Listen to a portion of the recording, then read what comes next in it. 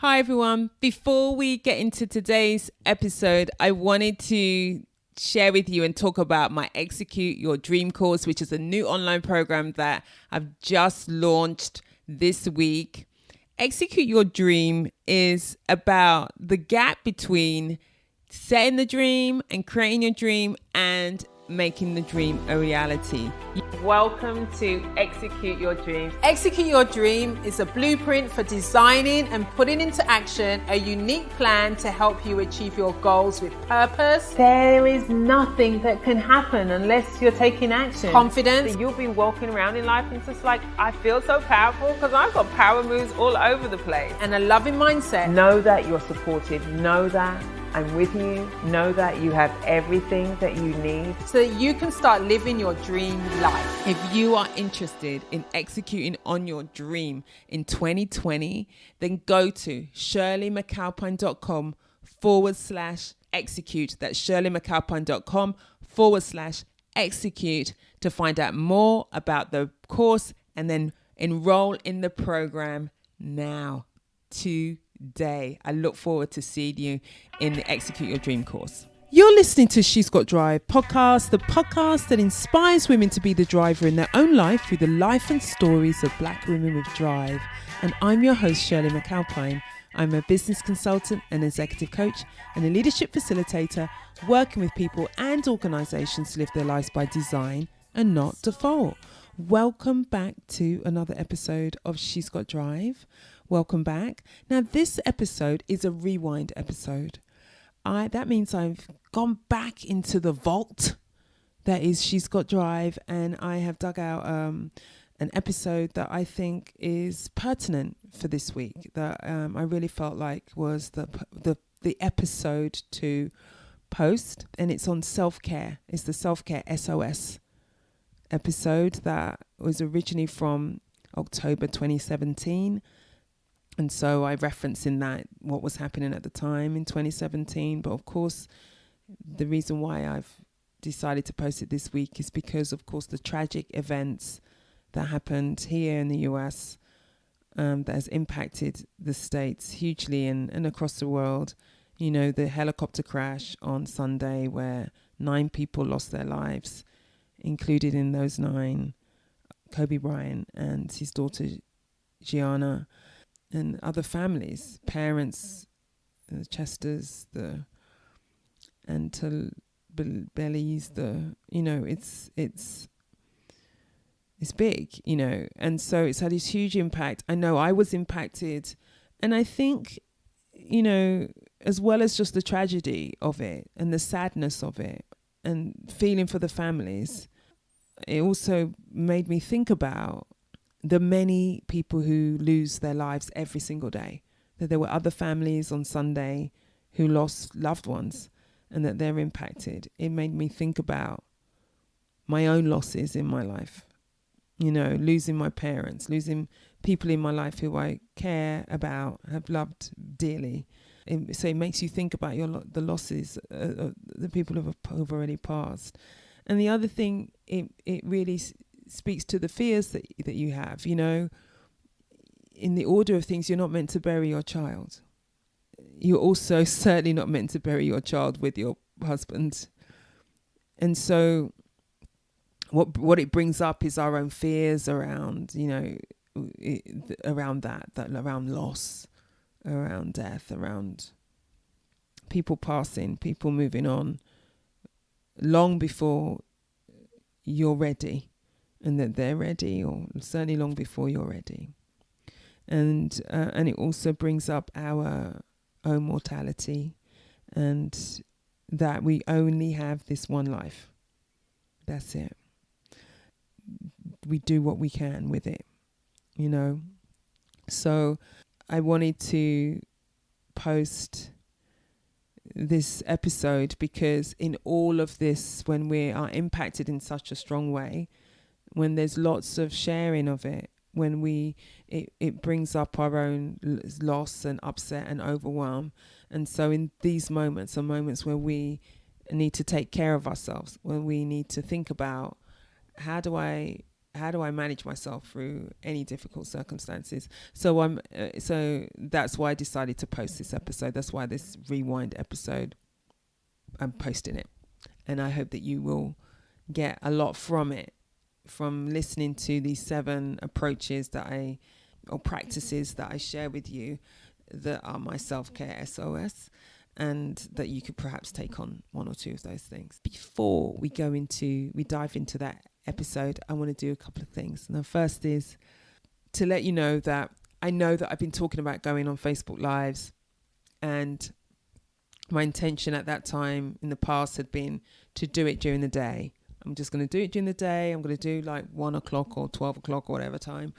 And the truth is, my schedule just doesn't allow me to do it regularly and consistently. So that means you never know where I'm going to show up or not. And it doesn't really work that way.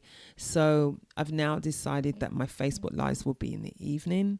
And who can join me, I would love to you to join me. Obviously, you can't come. So look out for my Facebook Lives happening on a Monday evening. They're going to happen on a Monday evening where I'm going to go live, and I'll be sharing insights from interviews that I have done on She's Got Drive, or I will be sharing some models, some helpful tips and approaches that you can use the kind of work that I do with my clients. So that's my intention for the She's Got Drive live that I'll be hosting each week. So look out for that. And the other thing I want to say is, don't forget to review the show. If you're enjoying the show, if you are getting value from She's Got Drive, it really helps us if you leave a review on iTunes. I cannot underestimate, we cannot underestimate how big an impact that it has. So please, if you have a moment, head over to iTunes and leave rate and review the show. And I'll love you forever. I love you anyway. But if you rate and review the show, it makes a big impact. So that'll be awesome if you can do that. Okay, let's head over to the previous episode of Self-Care SOS. On Tuesday, September the 19th, Dominica, the place of my parents' birth, was hit by a Category 5 hurricane. What was on Monday the 18th a lush, green, dense rainforest eco-destination now looks post-apocalyptic. The rainforest is totally devastated and disappeared. It took only 6 hours for 160-mile-per-hour winds and continuous torrential rain to damage 95% of the country's houses and buildings, for the rivers to swell and thunder down the mountainsides, taking every tree and many houses with it, taking all livestock, and all agriculture's gone. There is now no infrastructure left. All the electric pylons are down and all the water pipes are destroyed. A lot of the houses remain flooded, and many people have lost literally everything.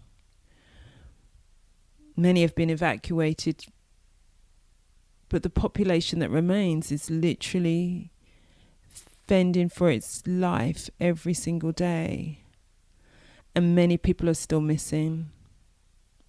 And whilst we can account for some people in our families and our friends, there are many that we actually don't know where they are. It's literally going to take many, many years to get back together, or to get it back to some kind of semblance of what it was. I've been shaken by what happened. It's been a challenging couple of weeks, one where I really felt lost, unfocused, tired, under-resourced, overwhelmed. Dominica, the land of my parents' birth, my family of origin, is like my roots, felt like they were gone. And to see the stories time and time again on Facebook with people trying to find their family, find family members, me still, us still listening out for people in our lives that we love. And in addition, of course, there's still work, there's still travel, there's still being a wife, being a mother, and all of those things. So it's been a challenging couple of weeks. I feel more resourced now than I was even a week ago. And so I thought that I would share, with you. I'd do a solo episode and share with you what I call my self-care SOS. Because I knew I had to do something. I knew I had to intervene, and it doesn't take any pain away. It doesn't take any grief away or the shock away. But I knew I had to do something to get myself back on track. That I had been thrown off track. And that self-care sometimes can seem like a luxury. It's actually not. It's something that we need to pay attention to all the time, really. But we don't. Until something like this happens and you're knocked out and overwhelmed and you think, oh God, I have to do something. I've got to do something. And so I'm going to share with you my some things in what I call my self-care SOS. So this is for all of you who are in need of self-care. We've had a really tumultuous few weeks, really, when you think about it. The Hurricane Irma and the impact of that, Hurricane Maria as well, impacting the Caribbean, Puerto Rico, the Virgin Islands, St. Martin, the earthquake in Mexico, and this last week, Las Vegas. And then there's whatever personal challenges that you're dealing with out there.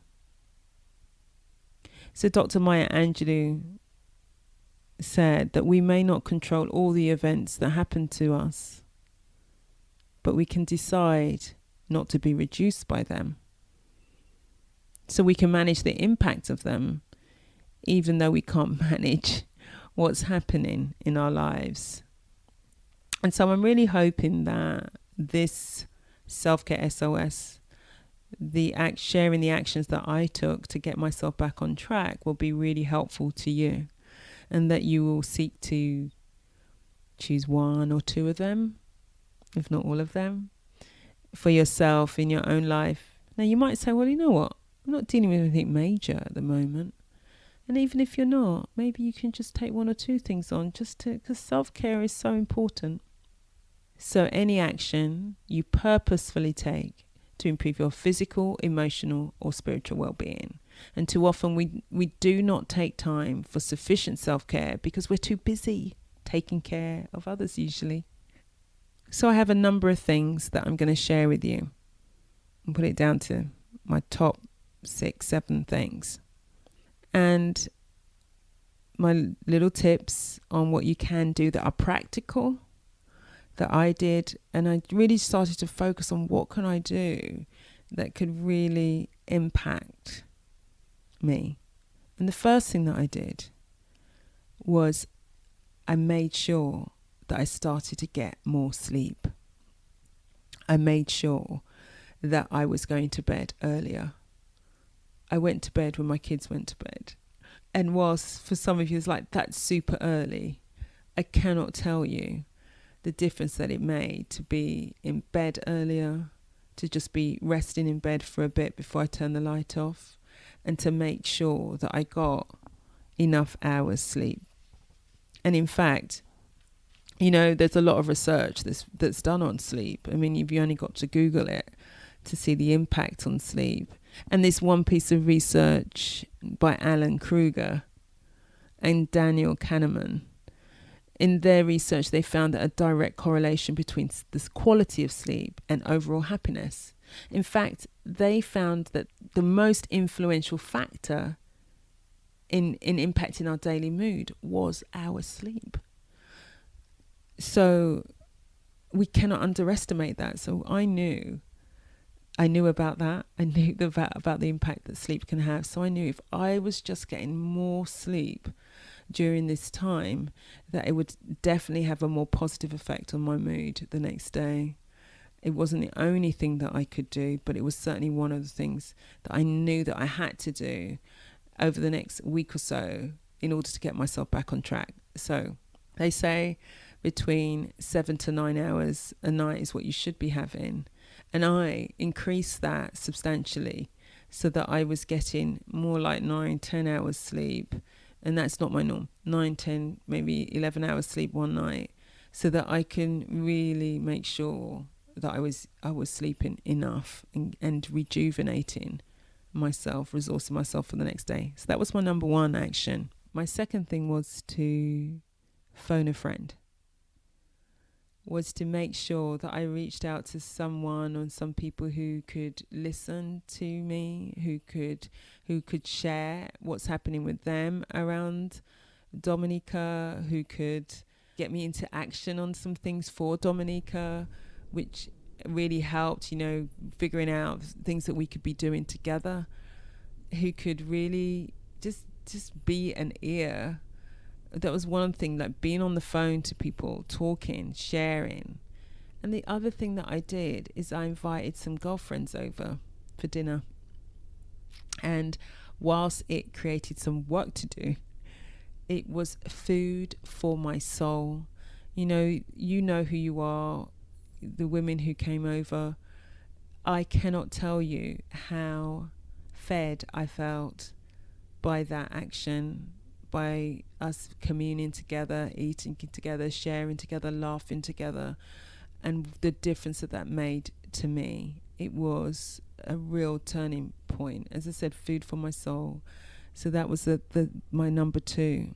So my number one was sleep, and my number two was phone a friend or phone some girlfriends. My third thing was this. One of the practices that I have is I regularly go for acupuncture treatments, and I have this acupuncture treatment called 5 Elements Acupuncture. There are many forms of acupuncture, but I have had this practice of seeing an acupuncture therapist for, I want to say now 14 years, and I generally go every 6 to 8 weeks. And what I did was I increased it. I did 2 consecutive weeks of a treatment, and it had made a substantial difference to me. Now, it may not be for you acupuncture, it might be massage, it might be Reiki, it might be reflexology, it might be there's loads of other things that you could be doing, but anything that you could do to improve your balance, your well-being in that way, then that's my number 3. That was my number 3 action. So I went to see my acupuncture therapist, but you could see a massage therapist, but you find a way of looking for some external professional support that can help you put yourself back in balance.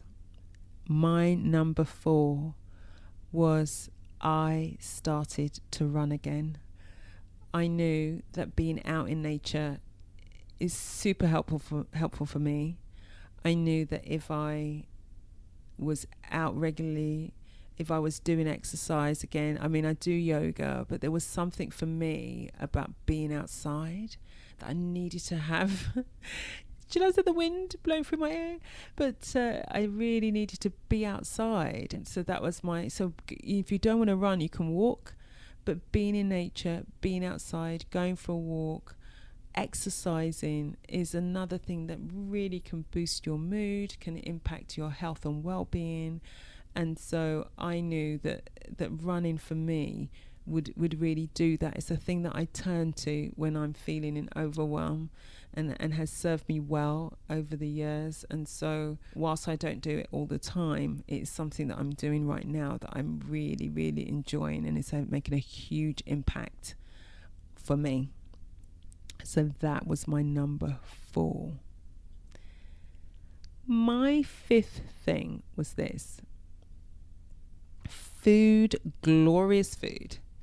Now, sometimes when I'm in overwhelm, I end up eating more sugar, and I look for like sweet stuff, and I look for like cakes and chocolate and all of that stuff. And what I know about that is whilst it gives me in the moment satisfaction, what it doesn't do is help me in the longer term, because sugar has an impact. You crash, and then your blood sugar level drops, and then it has a negative impact. So I knew that where I was, I didn't want to do that.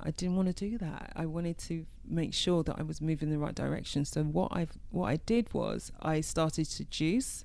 I started to make sure I was getting lots of nutrients. I was drinking much more water. I was making sure I was having salads, vegetables. I'm making sure that I was having some pulses. I'm vegan, so I don't eat meat, but I'm not suggesting you do that. I'm just making sure one of the things that I made sure that I paid attention to was what was the food that I was putting in my body that was going to be more helpful versus food that is not. Now, if what's going to feed your soul is cake and chocolate, then feed your soul cake and chocolate. But what I wanted to make sure that I was getting all the nutrients that I needed, and something that would really support and boost my energy over time. And so that's what I did. I focused on that, and I did that. I've got two more things that I did that I want to share with you, and it's this. My number 6 thing was I stood in being in deep gratitude and thought about what could I be grateful for.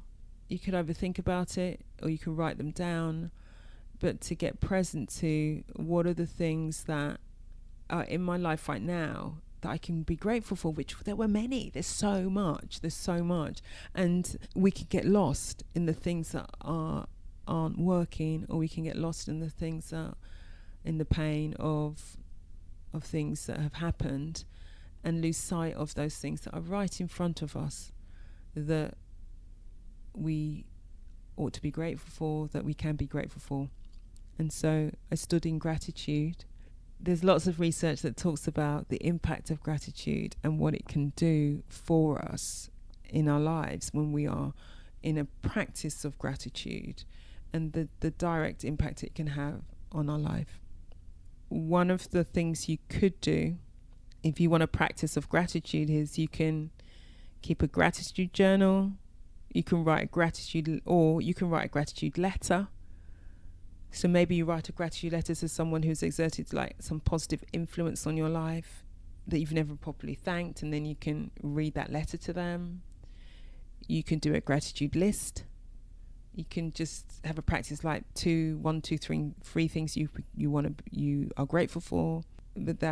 But getting into that practice of gratitude has such a positive effect on our lives. And so I knew this. That's the plus side of being in personal development and being a coach and doing the work that I do. Is like I have all these the awareness of the impact of these various things, and then I knew what to pull into my life when I needed it. And my last thing that I'm going to say might have my top 7 things that I took on in my self-care SOS.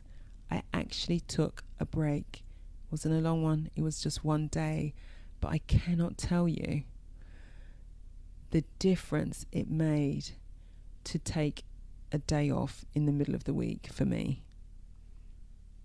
The difference it made to say, I'm actually not going to do any work today. I'm actually not going to look at my email. I'm actually not going to write a report. And I had reports to write. I'm actually just going to take some time. So I dropped the kids off at school, and I came back and I chilled. And I basked in the sun and the beauty of nature again. And I just didn't have any pulls on me, on my mind or on my body, on my energy that day.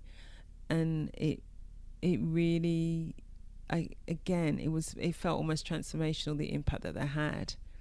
So together with those 7 things, I brought myself back. I didn't feel so overwhelmed. I didn't feel like I was always at the brink of tears as I had been. And whilst Dominica and all the other challenges that I've got in my life, because I do have some other ones, whilst Dominica is still devastated, and whilst I'm still standing for and thinking about all those people in my life, I'm not grabbed by the grief and the shock and the upset. It's not taken over my life in that way that it had for a while. It felt too long, and impact how I was functioning. I was able to get myself back fairly quickly, and then I'm continuing the practices which have been serving me well in this time. So those are the 7 practices that I did. I wanted to share them with you. It's a more low-key, if you like, episode this week. I'm hoping that you're going to take something from it and take one of those things, 2 of those things, and apply it to your own life as well. And so I am inviting everyone to take on at least 1 or 2 self-care practices. And I want to leave you with a quote by Eleanor Brown. And she says, there were moments when it hurt so bad you couldn't breathe, yet somehow you survived the pain.